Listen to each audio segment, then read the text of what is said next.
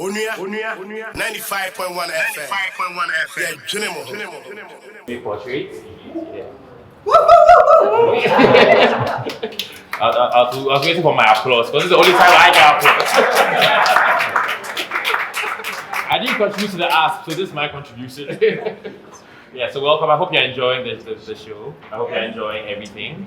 Yeah, so I have Paul here. I'll leave him to say a few words before we continue our night. This is just the beginning of our evening anyway. We have a lot of things planned, and we're going to hear a lot more from Pete Souza.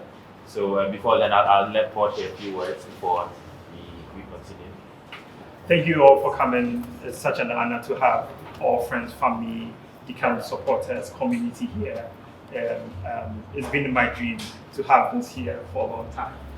Just to know Pete, he's one of my photo heroes, and to have my lecturer, Alice Gabriner, that's my lecturer who made all this happen. She started it all. She believed in the kid from Ghana in his classroom. And today, look at what is happening. And I'm grateful for Pete for coming and having this exhibition here. We've had a week, 4 days of classes for 21 students in Ghana, and some lady came all the way from Nigeria. And this is a testimony of what photojournalism and storytelling could be. And I'm grateful for all of you being here and to see these pictures. And it's always my vision to bring something closer to us, to appreciate journalism, appreciate storytelling, and to also inspire young generation and creative leaders in Ghana that they can also tell their own story and see the work of Pete and what is possible here. We had presidential photographers in the classroom, we had photojournalism classroom, and for the first time, I've never been in Pete's class, right? And so to have it here and bring my favorite lecturer also here means a lot. And we're grateful for the American Embassy and Ambassador for supporting, and that's always been there for us. We're grateful.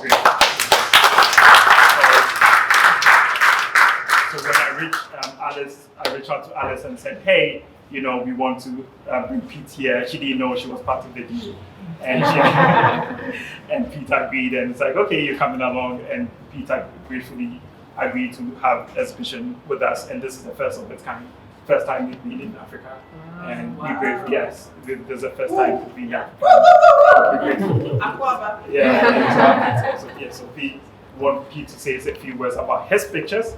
Alice and I and Pete, we've spent the week creating this, arranging them in a way of how he saw, and it's an honor to have you here. So we'll leave it to Pete and afterwards.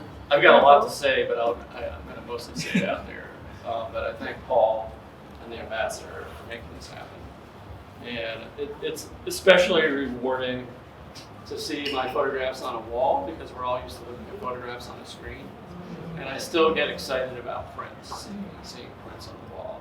I'll just tell you one anecdote, and that is, I texted the former president today and said that I was in Ghana doing a workshop, photo workshop, and he replied, well, how's the trip?